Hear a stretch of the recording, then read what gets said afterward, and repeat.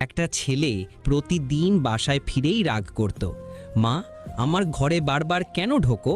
মা চুপ করে হাসতেন, কিছু বলতেন না।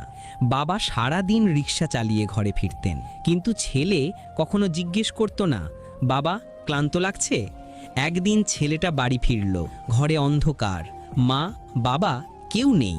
টেবিলে শুধু একটা চিঠি।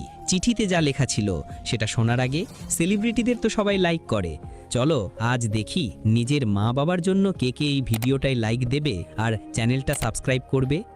চিঠিতে লেখা ছিল, বাবা আজ তোমার পছন্দের খাবার রান্না করেছি, তুমি ফিরে আসার আগে বাজারে গেছি, ফিরে আসতে একটু দেরি হবে, আমাদের জন্য দোয়া করো। ছেলের হাত কাঁপছিল। প্রথমবার সে বুঝলো যাদের জন্য সে রাগ করত তারা তার জন্যই সারা দিন ছুটে বেড়াতো। দরজার শব্দে মা বাবা ঢুকতেই ছেলেটা দৌড়ে গিয়ে তাদের জড়িয়ে ধরে বলল, তোমাদের ছাড়া আমার ঘরটা ঘর না, আমি আর কখনো রাগ করব না।